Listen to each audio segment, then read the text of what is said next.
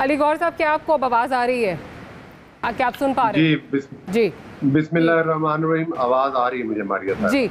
अच्छा, अली गौहर साहब, इस वक्त ऑपोजिशन तो ये कह रही है कि इसमें, आपने चीमा साहब को भी सुन लिया, कि आपका तो इसमें कोई रोल नहीं है, इस वक्त ये हुकूमत जो है इसका कोई रोल नहीं है, और ये सारा कुछ जो है ये किया दरा भी आप ही का था जिसको भुगतना पड़ रहा है। बिस्मिल्लाहिर्रहमानिर्रहीम।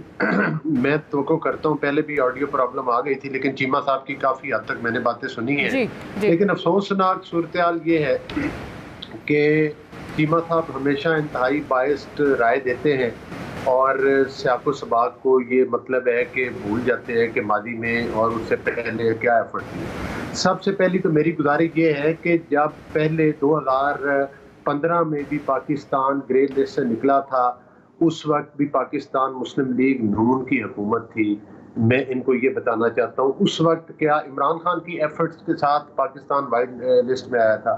दूसरी मेरी गुजारिश ये है कि जब मियां नवाज शरीफ साहब ने ये कहा था, जिन पर कि उनको हुकूमत से बरतरफ कर दिया गया था और उसका मुस्लिम लीग नून और हमारी हुकूमत ने खमियाजा भुगता था कि अपने घर को सीधा करें, अपने घर को ठीक करें। और आपको याद है, यहीं से फिर डॉन लीग्स और बाकी चीजें बनी। वो क्या बयानिया था मियां नवाज शरीफ? वो यही था कि हम अपने घर को ठीक करें। और उसके बाद वो सारी एक्सरसाइज करने के बाद कि जब हम मियां नवाज शरीफ साहब को विक्टिमाइज किया गया, उनकी पार्टी को हराया गया, फिर उसके बाद हमने जमात-उद दावा और वो सारी पाबंदियां भी लगाई और अपने घर को सीधा करना शुरू भी किया। हम पर इंटरनेशनल प्रेशर भी आया और उसके बाद वही हमने काम किया जो मियां नवाज शरीफ साहब ने तजवीज़ किया था। अब इस तरफ आ जाते हैं कि ये जो काम हुआ है, यकीनी तौर पर हमें अच्छी तरह से अंदाजा है। मैं आपको खुल के बता देता हूँ, ये तो चीमा साहब तो बड़े एक लगी लिपटी बात कर रहे हैं।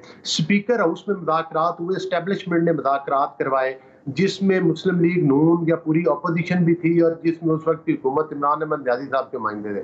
और ये तो हर एक बात पर भाग भाग के बाइकआउट करके बाहर जा रहे थे।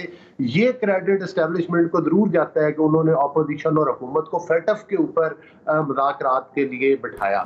और जहां तक ये इतराज़ात करते हैं उस वक्त की, जी ये तो जी एनआरओ मांगते थे और ये कहते थे कि जनाब वो नैब में तरमीम कर दें, ये इनकी अपनी तजवीज़ थी कि नैब पर भी तरमीम होनी चाहिए, क्योंकि इनको पता था कि जो करतूत ये कर रहे हैं आने वाले वक्त में इनको भी भुगतना पड़ेंगे, जिस तरह से ऑपोजिशन को विक्टिमाइज कर रहे हैं। और बाद में इन्होंने प्रोपोगंडा किया कि ये तो जनाब एनआरओ मांग रहे हैं और ये करते, हालांकि ये इनिशिएटिव इन्होंने लिया था कि हम नैब पर भी तरमीम करने चाहते हैं, चले मिल बैठे हैं, फेटअप पर भी बात करें। फेटअप पर तो ये बात नहीं करते। कुरैशी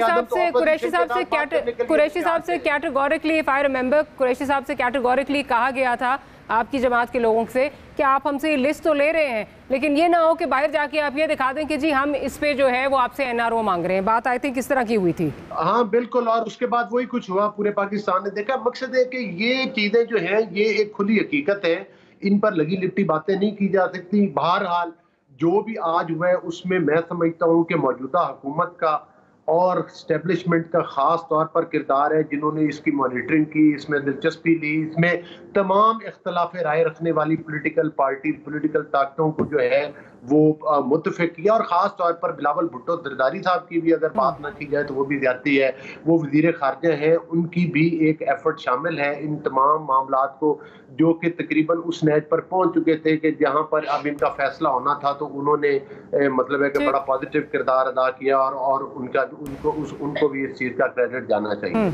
तो बहरहाल इसमें अगर मैं आकर ये कहना टिपिकल तरीके से शुरू कर दूं, जी इमरान खान ने ये कर दिया, उसमें उनका कोई किरदार नहीं था चीमा साहब की तरह, तो ये चीमा साहब कभी संजीदा बातें भी किया करें खुदारा, कि मतलब ये एक इंटरनेशनल इश्यूज है। इस पर मैंने आपको एक मिसाल दे दी ना कि नवाज शरीफ साहब ने तो ये बात उस वक्त की थी जब उनको इस बात की सजा भुगतनी पड़ी थी, फिर बाद में पूरे पाकिस्तान को समझ आ गई कि ये चीजें पाकिस्तान के लिए नागुज़ीर हैं और जरूरी हैं। तो मतलब है कि इस चीज पर तो कोई दूसरी राय नहीं है। हाँ, अलबत्ता इमरान अहमद न्याजी साहब का ये किरदार जरूर रहा है कि उन्होंने एज आ हुकूमत, एज आ प्राइम मिनिस्टर कभी भी ये किसी भी मुल्क की, चाहे सिक्योरिटी के मामलात हो, चाहे मिसाके मईशत की बात हो, उन्होंने हमेशा अपोजिशन के साथ बैठने से इनकार किया और एक गैर संजीदा और एक मुतस्सब रवैया अख्तियार किया। सिर्फ और सिर्फ उनका फोकस जो था कि वो ऑपोजिशन को विक्टिमाइज करना, उन पर झूठे मुकदमात बनाना। आप भी तो यही कर रहे हैं, आप भी तो यही कर रहे हैं इस वक्त अली गौहर साहब, आप भी विक्टिमाइज कर रहे हैं, आप भी मुकदमे बना रहे हैं। मुझे नहीं, क्या बना रहे हैं? अगर जो फरा गोगी का वाकया हुआ है वो हमने करवाया, वो तो सार वो अली भाई, अली साहब, मैं सिर्फ आपसे ये कहती हूँ, ये ना मीडिया ट्रायल सबके बहुत हो गए हैं। मेरा ख्याल है we need to move on from media trials. अगर आपके पास कंक्रीट एविडेंस है, take her to the court. जी, मुझे मेरी एक गुजारिश सुन ले डॉक्टर साहबा, मैं ये कहना चाह रहा हूँ कि इनको बताएं ना कि इनके किस बंदे के 90 दिन के रिमांड लिए गए हैं, किस बंदे के लिए अलग अदालतें बनाएगी। इमरान खान तो यहाँ पर प्लानिंग का मुझे ये बताइए कि यहाँ भी प्लानिंग कर रहा था कि अपनी मर्जी के जज लगा के हमें सजाएं दिलवाना चाहता था झूठे मुकदमात में। इनके ऊपर नैब का तो अभी एक केस भी नहीं बना। नैब के तो आज भी ये लाडले और खामोश बैठे हुए हैं। ये हकीकत। अली साहब, नहीं, हकीकत अगर जाएंगे ना तो फिर माजी सबका बहुत दागदार है। आपको याद होगा डॉक्टर आसिम कहा करते थे मैं नवाज शरीफ का जो है वो प्रिजनर हूँ। उसके अलावा जो फ़ोन कॉल्स जजेस खरीदने की अगर बात आए तो आप लोगों का एक बड़ा जो है वो टेंटेड पास्ट है। Let's not get into it. उसके बाद आज पे आ जाएं। अब मुझे ये बताइए कि यास्मीन राशिद साहिबा की गाड़ी टूट गई, वो हमने सब विजुअल्स देखे, किस तरह तोड़फोड़ हुई। 780 आपने उन पर लगा दिया। वो क्या ऐसा कर रही थी कि आपने दहशतगर्दी के मुकदमात उन पर लगा दिए? ये चीजें तो नहीं है ना, ये तो हो रहा है, सब कर रहे हैं। मैं बड़ी आपको सिंपल, जिस वक्त मरियम नवाज साहबा नैब की अदालत में पेश होने के लिए गए और इनकी पुलिस ने गुंडागर्दी की, मैं उस वक्त वहां पर मौजूद था। हम तमाम लोगों पर 780 के मुकदमात उस वक्त भी बने और शेलिंग तो आप कह रहे हैं उस वक्त बने तो आज भी बनने चाहिए थे। साहिबा नहीं, मैं ये नहीं कह रहा, आप मेरी बात मुकम्मल नहीं होने देती। प्रॉब्लम इशू ये है, बात ये है कि उस वक्त मरियम नवाज साहिबा की गाड़ी भी तोड़ी गई थी।